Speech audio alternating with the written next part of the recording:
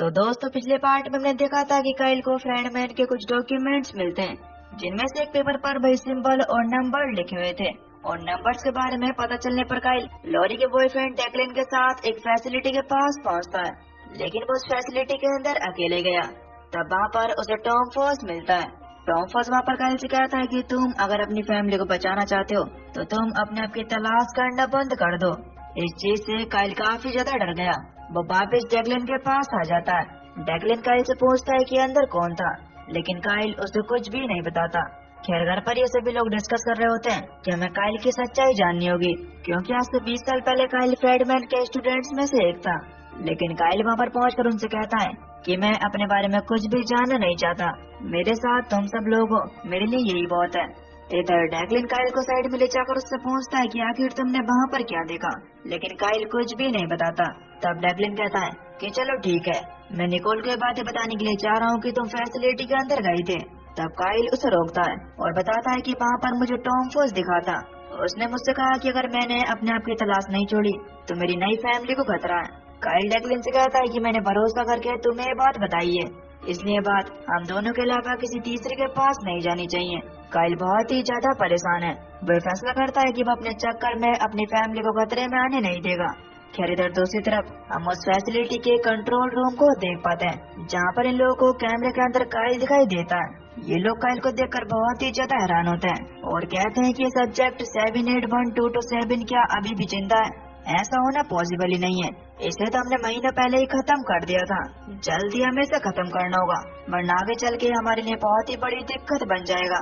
अब ये लोग ऐसा क्यों कह रहे हैं, ये तो हमें आगे ही पता चलेगा। खैर अब अगले दिन स्कूल में जोश और काइल आपस में बातें कर रहे होते हैं। तब जोश काइल को सिखाता है कि आखिर लड़कियों को कैसे पढ़ाया जाता है। अब तब एक लड़की उन्हें हाई कहकर जाती है। जोश काइल से कहता है कि देखो तुमने, ये मुझे हाई कह रही है, आखिर में वो इतना हैंडसम, लड़कियां तो मुझ पर फिदा हैं। वो काइल को सिखाता है सबसे पहले लड़की के साथ आई कांटेक्ट बनाना है, फिर थोड़ी बातें करनी है और बस हो गया काम। मुझे इस काम का पूरा एक्सपीरियंस है। इधर दूसरी तरफ हम टॉम फॉस को देख पाते हैं, जो कि लगातार कैमरे के जरिए काइल के घर पर नजर रखे हुए था। और हमें यहाँ पर ये पता चलता है कि टॉम फॉस भी उन्हीं फैसिलिटी के लोगों के साथ मिला हुआ है। इधर फैसिलिटी के लोग जब टॉम फॉस के बारे में पता निकालते हैं तो उन्हें पता चलता है कि टॉम फॉस की वाइफ और बेटी एक कार एक्सीडेंट में मर गई थी। तब से टॉम फॉस अकेला ही रहता है। इधर डेक्लिन काइल के पास आता है और उसे कहता है कि तुम्हें पता भी है कि आखिर टॉम फॉस ने तुम्हें कुछ भी पता करने से मना क्यों किया है, क्योंकि तुम्हारे बारे में कुछ राज छुपा हुआ है और वो हमें सिर्फ टॉम फॉस ही बता सकता है। लेकिन काइल ऐसा करने से मना करता है, क्योंकि वो अपनी फैमिली को बिल्कुल भी मुसीबत में डालना नहीं चाहता। तब डेक्लिन कहता है कि हमें सिर्फ टॉम फॉस के बारे में पता करना है, हम फैसिलिटी के पास नहीं जाएंगे जिससे कोई भी खतरा नहीं होगा। तब काइल भी मान गया। इसके बाद ये लोग टॉम के बारे में पता निकालने के लिए उसके ऑफिस जाते हैं, जहाँ पर टॉम नहीं था। ये लोग कंप्यूटर पर काम कर रही एक वर्कर से टॉम की इन्फॉर्मेशन मांगते हैं, लेकिन वो टॉम की इन्फॉर्मेशन देने से मना कर देती है, क्योंकि ऐसे किसी भी स्ट्रेंजर को किसी की इन्फॉर्मेशन नहीं दी जाती। तब डेक्लिन झूठ बोलते कहता है कि हम लोग टॉम के रिश्तेदार हैं और हमें टॉम के एड्रेस की सख्त जरूरत है। तब वो वर्कर भी इन्हें टॉम का एड्रेस बता देती है। अब ये लोग सीधा टॉम की बिल्डिंग में जाते हैं, जहाँ पर टॉम का रूम लॉक था। तब ये लोग किसी तरीके से जुगाड़ लगाकर पीछे की विंडो से रूम में एंटर करते हैं। ये देखते हैं कि वहाँ पर टॉम का पूरा एक सेटअप रखा हुआ है, जिससे वो उनके घर पर नजर रखता था। अब तभी टॉम भी वहाँ पर आने लगता है। तब ये लोग जल्दी से बाहर से भागते हैं, लेकिन टॉम ने इन्हें देख लिया था। खैर अब जब टॉम बाहर था तब तभी फैसिलिटी का एक आदमी टॉम के पास आकर उससे कहता है कि तुम अपना काम ठीक से नहीं कर रहे हो, तुम्हें जल्द से जल्द उस लड़के को हमारे पास लाना होगा, वरना तुम जानती हो कि तुम्हारे साथ क्या हो सकता है। ये कहकर वो आदमी बाहर से चला गया। इसके बाद जब अगले दिन काइल की बॉडी के चेकअप के लिए उसे हॉस्पिटल ले जाया जाता है, तो वहाँ पर एक कपल आता है, जो ये वादा करते हैं कि वो काइल के असली पेरेंट्स हैं। वो बताते हैं कि जब काइल 7 साल का था तब उसे किसी ने किडनैप कर लिया था और तब से हम काइल को ढूंढ रहे हैं। हमने काइल को हर जगह ढूंढा, लेकिन काइल हमें कहीं पर भी नहीं मिला। लेकिन अब कई सालों के बाद जब किसी ने हमें बताया तो हम तुम्हारे पास आए और अब जाकर आखिरकार हमें हमारा बेटा मिल गया। वो अपने काइल के साथ बचपन के कुछ फोटो भी दिखाते हैं, लेकिन काइल ये मानने के लिए बिल्कुल भी तैयार नहीं था। उस कपल का डीएनए टेस्ट होने पर वो डीएनए टेस्ट भी काइल के डीएनए से बिल्कुल मैच था। अब ये अच्छी बात तो थी कि काइल के पेरेंट्स मिल गए, लेकिन कहीं न कहीं ये सभी लोग बहुत ही ज्यादा उदास हैं, क्योंकि ये लोग नहीं चाहते कि काइल इन्हें छोड़कर जाए। काइल निकोल के पास आकर उससे कहता है कि मैं कहीं पर भी नहीं जाने वाला।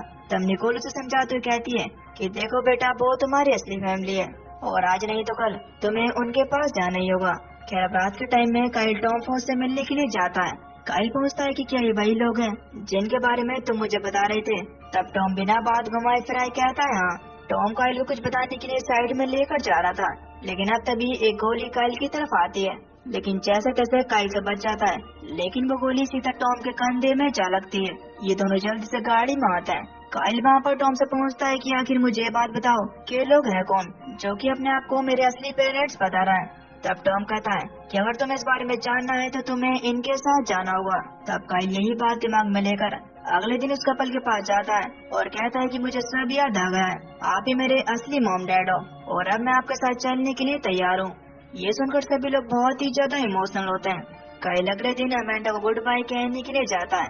तब अमेंडा भी उसे इमोशनल होकर गुड बाय कहती है।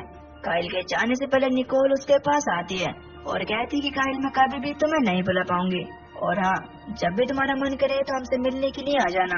काइल के जाने से तो जोश भी बिल्कुल भी खुश नहीं है। खैर, अब जब काइल जाता है तो सभी लोग उसे गुड बाय कहते हैं, लेकिन घर के अंदर आने पर जब निकोल काइल की फोटो देखती है तो वो फूट फूट कर रोने लगी, क्योंकि दोस्तों काइल इनकी फैमिली का मेंबर बन गया था और जब कोई घर का मेंबर हमें छोड़कर जाता है तो हमें कैसा फील होता है ये तो आपको पता ही है।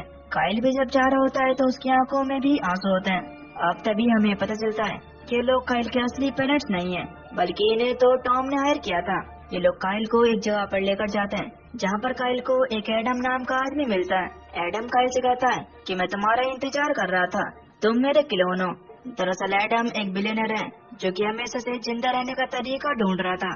वो बताता है कि तुम फ्रेडमैन के एक प्रोजेक्ट के हिस्सा थे, लेकिन गवर्नमेंट ने फ्रेडमैन की टेक्नोलॉजी लेकर उन्हें मार दिया और अब हम दोनों को मिलकर गवर्नमेंट को रोकना है। तुम्हारे जैसा एक और प्रोजेक्ट गवर्नमेंट के कब्जे में। गवर्नमेंट इस चीज का गलत फायदा उठा रही है, हमें मिलकर अब गवर्नमेंट को रोकना है। दोस्त, अब काइल के सामने उसका एक नया मिशन है और दोस्तों इसी के साथ इस सीरीज का फर्स्ट सीजन यहीं पर खत्म हो जाता है। अब आगे काइल एडम के साथ मिलकर गवर्नमेंट से कैसे लड़ेगा और वो अपनी पुरानी फैमिली के पास जा भी पाएगा या फिर नहीं, ये तो हमें इसके अगले सीजन में ही पता चलेगा। अगर आप इसका अगला सीजन देखना चाहते हो तो नीचे कमेंट में नेक्स्ट पार्ट टाइप जरूर करना। बाकी मैं मिलता हूँ आपको नई वीडियो में, तब तक के लिए till then take care, love you, bye bye.